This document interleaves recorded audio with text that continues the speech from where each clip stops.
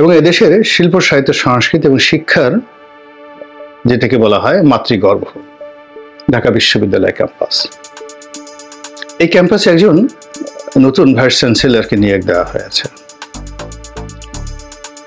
এবং ডক্টর মোহাম্মদ ইউনূস তার নিজ দায়িত্বে নিজ পরিচয় এই ভদ্রলোকে নিয়োগ দিয়েছেন। তার শিক্ষা, তার রাজনীতির পরিচয়, তার যোগ্যতা ইত্যাদি নিয়ে পক্ষে বিপক্ষে অনেক কথাবার্তা হয়েছে। আমি ভদ্রলোককে চিনি না, ফেসবুকে তার যে শিক্ষাগত যোগ্যতার বিষয়ে অনেক বিশাল ফিরিস্তি এসেছে। তো এই বিষয়গুলো নিয়ে তার পক্ষের যারা লোকজন আছে নানা রকম ইতিবাচক কথা বলছেন যে এবার ঢাকা বিশ্ববিদ্যালয় যেহেতু তার মতো প্রাজ্ঞ অভিজ্ঞ অনেক বিদেশি বড় বড় ডিগ্রিওয়ালা একজন ভাইস চ্যান্সেলর নিয়োগ লাভ করেছেন, তো এবার ঢাকা বিশ্ববিদ্যালয়ের একটা ব্যাপক পরিবর্তন হবে। সাম্প্রতিক সময় বিশেষ করে আওয়ামী লীগ জমানাতে যে চা সামোসা সিঙ্গারা মার্কা যে ভাইস চ্যান্সেলর এসেছিলেন, তারপর আরেফিন সিদ্দিকীর মতো ব্যক্তিত্বহীন, তারপরে দলদাস ভাইস চ্যান্সেলর এসেছিলেন যিনি সব জায়গাতে মোমবাতি জ্বালাতেন। তো তাদের চাইতে এই নতুন যে ভাইস চ্যান্সেলর এসেছেন তিনি শতগুণ ভালো হবেন এরকম আশা ভরসা। আমি ঢাকা বিশ্ববিদ্যালয়ের একজন প্রাক্তন ছাত্র এবং এই বিশ্ববিদ্যালয়ের যে চত্বর সেই চত্বরের সঙ্গে আমার ঘাম শ্রম অনেক কিছু জড়িত। বিশ্ববিদ্যালয়কে আমি যতটুকু জানি এবং বুঝি শুধু এখানে নয় আরো অনেক জায়গাতে, আমি শুধু ঢাকা বিশ্ববিদ্যালয় ক্যাম্পাস নয় আরো অনেক বড় বড় বিশ্ববিদ্যালয়ের ক্যাম্পাসে গিয়েছি। অনেক জায়গাতে অনেক লাইব্রেরিতে পড়ার সুযোগ হয়েছে, অনেক জায়গাতে অধ্যয়ন করার সুযোগ হয়েছে। বিশ্বের সবচেয়ে যারা ট্যালেন্টেড লোক, যাদেরকে গ্লোবাল পার্সপেক্টিভে যাদেরকে বলা হয় যে তারা একটা বিশ্বমানের ইন্টেলেকচুয়াল, তাদের সঙ্গে এক টেবিলে বসে কথাবার্তা বলার সুযোগ হয়েছে। তো সেই অভিজ্ঞতা থেকে আমার কাছে মনে হয়েছে যে এই নিয়োগটি ভালো হয়নি। এটি এই আন্দোলনের যে আমাদের সফলতা সেই সফলতাকে কলুষিত করবে। আর এই যে নিপাট একজন ভদ্রলোক, তিনি একজন শিক্ষক, অতি উচ্চ মার্গের শিক্ষক নিঃসন্দেহে, তো তার ক্যারিয়ারটি নষ্ট হয়ে যাবে এবং তিনি বিপদের মধ্যে পড়বেন, সমালোচনার মধ্যে পড়বেন যিনি নিয়োজিত হতেন।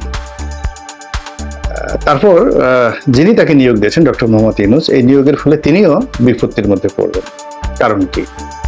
কারণ হলো অতি বিপ্লবী অতি দলবাস লোক ভালো হয় না, মানে পছন্দের লোক ভালো হয় না। আমরা কয়েকজন লোককে, যেমন দেখা গেল সাদেকা হালিমকে জগন্নাথ ইউনিভার্সিটিতে দেওয়া হয়েছে, প্রফেসর ডক্টর মিজানুর রহমানকে জগন্নাথ ইউনিভার্সিটিতে দেওয়া হয়েছে, তারপরে ওয়াহিদুজ্জামান চানকে একটা বিশ্ববিদ্যালয়ের ভাইস চ্যান্সেলর করা হয়েছে।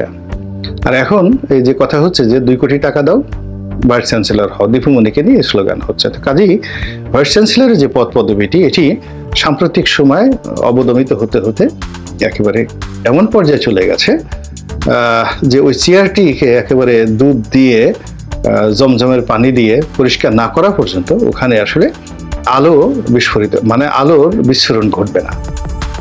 তো সেই ক্ষেত্রে ঢাকা বিশ্ববিদ্যালয়ের প্রকৃতি এবং পরিবেশের বাইরে, আবহাওয়ার বাইরে তিনি পড়াশোনা করেছেন চট্টগ্রাম বিশ্ববিদ্যালয়ে, এরপরে অক্সফোর্ড ক্যামব্রিজেতে পড়াশোনা করেছেন। এবং যারা লেখাপড়া কম জানেন তারা মনে করেন যে কেউ যদি ইয়েল ইউনিভার্সিটিতে পড়ে, হার্ভার্ডে পড়ে, আরে জয় তো হার্ভার্ডে পড়ে, হার্ভার্ড থেকে পাশ করেছে। আমাদের নসরুল হামিদ বিপু, তিনিও হার্ভার্ড থেকে ডিগ্রি নিয়েছেন।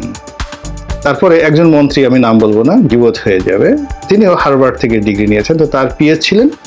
তো তিনি জিজ্ঞাসা করলেন যে, আমি জিজ্ঞাসা করলাম যে উনি হার্ভার্ডে কি পড়েছেন? কিছুই পড়েন না, হার্ভার্ডের একটা কোর্স আছে, $15,000 দিতে হয়, সেই $15,000 দিয়ে সেই কোর্সটা করেছে। আর ওই কোর্সের যত কোশ্চেন টোশ্চেন যা কিছু আছে সব আমি তৈরি করে দিয়েছি। তো সেই মন্ত্রী বলতেন যে সে হার্ভার্ডে পড়াশোনা করেছে। তো অক্সফোর্ডেরও একই অবস্থা। অক্সফোর্ড, হার্ভার্ড, কেমব্রিজ থেকে শুরু করে বিশ্বের অন্য যে বিশ্ববিদ্যালয়গুলো আছে সেখানে অনেকগুলো কোটা আছে, অনেকগুলো বিষয়াদি আছে। আপনি পিএইচডির জন্য এক ধরনের কোটা, বিদেশিদের জন্য এক ধরনের quota, graduate, under graduate, there are many things. তো কাজেই এ ধরনের বিশ্ববিদ্যালয়ে পড়লেই যে খুব বেশি ভালো কিছু জানবে, আর যদি সিটি কলেজ, কমার্স কলেজ বা রাজশাহী কলেজে পড়লে যে কিছু জানবে না, নট লাইক দ্যাট। শিক্ষাটা একান্তই একটা ব্যক্তিগত বিষয়। যেমন একটা উদাহরণ হিসেবে বলি, যেমন যদি এডুকেশনাল ব্যাকগ্রাউন্ড ধরেন, মানে ভালো ছাত্র, ভালো রেজাল্ট, এখনো পর্যন্ত বাংলাদেশে রেজা কিবরিয়ার পর্যায়ের ভালো ছাত্র দ্বিতীয় কেউ আছেন বলে আমার জানা নেই। তিনি বিশ্ববিদ্যালয় লেভেলে যে রেজাল্ট করেছেন, তো সেই রেজাল্টে মানে গ্লোবাল সারা পৃথিবীতে ইকোনমিক্সের যে ভালো রেজাল্ট আছে তার মধ্যে প্রধানতম রেজাল্ট কিন্তু এই রেজা কিবরিয়া সাহেবের, শাহ এম এস কিবরিয়া সাহেবের ছেলে। কিন্তু এই রেজা কিবরিয়া সাহেব যখন রাজনীতি করতে এলেন, গণ অধিকার পরিষদ করলেন, ভিপি নুরুল হক নুরু, তার সঙ্গে তিনি কিন্তু পারেননি। এবং ভিপি নুরুল হক নুরু পাড়াগাঁয়ের একেবারে সাধারণ পরিবার থেকে বেড়ে ওঠা একজন রাজনৈতিক নেতা।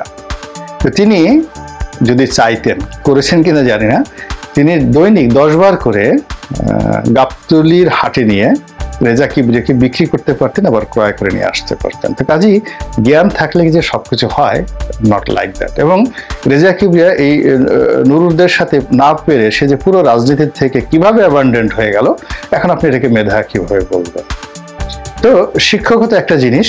খুব বড় শিক্ষক ছিলেন sir Isaac Newton, the teachers, মানে দ্য প্রফেসর অফ ম্যাথমেটিক্স। তারপর কিন্তু অবাক করার ব্যাপার হলো যে নিউটন সাহেব যখন ক্লাসে ঢুকতেন, ঢোকার সঙ্গে সঙ্গে তিনি ওই ব্ল্যাকবোর্ডে লিখতেন, ওই ব্ল্যাকবোর্ডের দিকে তাকিয়ে তাকিয়ে তিনি অঙ্ক করতেন, আর যাকে বলা হয় পিছনে তাকাতেন না। এরপরে পিছনে যারা ছিল তারা সবাই চলে যেত, একটা সিঙ্গেল ছাত্র থাকতো না। এবং তিনি কখনো টেরই পাননি যে তিনি যখন লেকচার দিচ্ছিলেন তার ক্লাসে একজন লোক নেই। পড়ে দেখেন, এই হলো অতি মেধাবীদের অবস্থা। বিশ্ববিদ্যালয়ের ভাইস চ্যান্সেলর যে পদটি, এই পদটি প্রশাসনিক পদ। স্বাধীনতার পরে অনেকেই এসেছেন, তো তার মধ্যে আমি যাদেরকে দেখেছি, প্রফেসর একা আজাদ চৌধুরী এবং এমাজউদ্দিন সাহেব, সর্বজন শ্রদ্ধেয়, যে দলেরই থাকুন না কেন। কিন্তু এর আগে অন্য ছিলেন, সাদেক হালিমের সাহেবের বাবা ছিলেন, প্রফেসর মান্নান ছিলেন, তারা অনেক বিখ্যাত। কিন্তু আমি এই দুজনকে আমি একেবারে কাছের থেকে দেখেছি। ঠিক এই ধরনের অ্যাডমিনিস্ট্রেটিভ পাওয়ার না থাকলে তিনি যত বড় ভালো শিক্ষকই হন না কেন, তিনি এরা কিন্তু খুব ভালো শিক্ষক ছিলেন ঢাকা বিশ্ববিদ্যালয়ে, তার সঙ্গে সঙ্গে তাদের সেই অ্যাডমিনিস্ট্রেটিভ পাওয়ার ছিল। তাদের সামনে অনেক শিক্ষক বসতে সাহস পেতেন না, ডিপার্টমেন্টের ডিন সাহস পেতেন না। তো সেই যোগ্যতাগুলো না থাকলে ঢাকা বিশ্ববিদ্যালয় চালানো সম্ভব নয়। দ্বিতীয়ত, ঢাকা বিশ্ববিদ্যালয়ের ভাইস চ্যান্সেলর হতে হলে তাকে একটা পলিটিক্যাল ব্যাকগ্রাউন্ড থাকতে হবে এবং তার একটা কানেক্টিভিটি থাকতে হবে, পলিটিক্যাল কানেক্টিভিটি থাকতে হবে, এবং that must be মাইটি and powerful. তো সেই দিক থেকে যিনি আসছেন তার যে পলিটিক্যাল কানেকশন, সেই কানেকশনের যদি সেই কানেকশনে যদি ক্ষমতা না থাকে এবং লাইন না থাকে, তাহলে তার পক্ষে ওই পদে বসে সাস্টেন করা একেবারেই সম্ভব না। ফলে কি হচ্ছে, বিশ্ববিদ্যালয় খোলার সঙ্গে সঙ্গে ছাত্র সংগঠনগুলো যখন বিভিন্ন দাবি দেওয়া নিয়ে আসবে, শিক্ষকদের মধ্যে যে দলাদলি আছে, তার এই যে কয়েকটি বক্তব্য দেখেছি, আমার কাছে কোনো বক্তব্যতেই মনে হয়নি যে তার মধ্যে কোনো অ্যাডমিনিস্ট্রেটিভ যে ক্ষমতা এটা রয়েছে। পাবলিক বিশ্ববিদ্যালয়ের যে অ্যাডমিনিস্ট্রেটিভ পদগুলো, এগুলোর মধ্যে একটা লিডারশিপ কোয়ালিটি থাকে বেশিরভাগ লোকেরই। আর প্রাইভেট বিশ্ববিদ্যালয়ের ভাইস চ্যান্সেলর হোক বা প্রো ভাইস চ্যান্সেলর হোক, তারা ট্রাস্টি বোর্ড বা মালিকদের তাবেদারি করেই ওখানে থাকতে হয়। এই হলো সোজা পার্থক্য। তাহলে এখন তিনি যতই শিক্ষিত হন, সজ্জন হন, তাকে এই যে নিয়োগটা দেওয়া হলো, তিনি প্রথমে চলে গেছেন সেই রাজু ভাস্কর্যে ছাত্রদের সমর্থন দেওয়ার জন্য। তার কাছে মনে হয়েছে ছাত্রদের দয়া এবং করুণায় তিনি সেখানে আসছেন, কৃতজ্ঞতা প্রকাশ করতে সেখানে গিয়েছেন। এবং এ সকল সমন্বয়করা তার সামনে গেলে তিনি ভুলে যাবেন যে কে প্রভু, কে মালিক, আর কে তার কর্মচারী, কে শিক্ষক, কে ছাত্র, তিনি ভুলে যাবেন। এটাই আমার কাছে প্রথম দিনই মনে হয়েছে। ব্যক্তিত্ব একটা আলাদা জিনিস, নেতৃত্ব একটা আলাদা জিনিস, আল্লাহ প্রদত্ত। এখন এই ভদ্রলোককে অবশ্যই তিনি শিক্ষিত, মার্জিত নসে তিনি অক্সফোর্ডে পড়লেন কেন, ডক্টর মোহাম্মদ ইউনূস সেখানে দিয়েছেন। ভিন্ন মত পোষণ করা আমার অভ্যাস, এবং সেই ভিন্ন মত থেকে আমি এই কথাগুলো বললাম। আপনাদের যদি কারো ভালো না লাগে আমাকে ক্ষমা করবেন, সমালোচনা করবেন।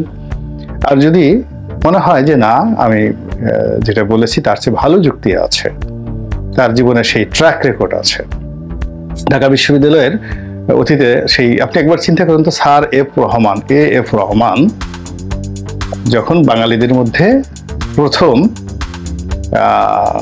ভাইস চ্যান্সেলর হলেন। আপনি গিয়ে দেখেন তো তার ছবিটা কত আগের, এখনো পর্যন্ত ছবির দিকে তাকালে আপনার স্যালুট দিতে ইচ্ছা করবে। তার পাশে বর্তমান ভাইস চ্যান্সেলরের একটা ছবি, স্যার এফ রহমানের পাশে, একটু নিয়ে দেখান তো। ঢাকা বিশ্ববিদ্যালয়ের অন্যান্য যে সকল নাম করা ভাইস চ্যান্সেলর ছিলেন, একটু লিস্টগুলো দেখেন তো। ব্রিটিশ জমানাতে কারা ছিলেন, এমনকি পাকিস্তান জমানাতে কারা ছিলেন, স্বাধীন বাংলাদেশে কারা ছিলেন। আর এই ভাইস চ্যান্সেলর তো দূরের কথা, প্রফেসর আহমেদ শরীফের গালাগালির চোটে বঙ্গবন্ধু থরথর করে কাঁপতেন। আহমদ ছাফার গালাগালিতে শেখ কামাল বঙ্গবন্ধু ভয়ের চোটে ঢাকা বিশ্ব নীলক্ষেতের দিকে তিনি তাকাতে সাহস পেতেন না। This is Dhaka university. তো সেখানে একজন যিনি ভাইস চ্যান্সেলর হবেন, তিনি তো আমারও স্যার, আপনারও স্যার। তো তাকে তো আমাকে স্যার হিসেবে মান্য করতে হবে, অন্তর থেকে, হৃদয় থেকে। এটা চাপিয়ে দেওয়া যাবে না। কাজেই যারা দেখছেন তারা যদি অপেক্ষা করেন তাহলে অনেক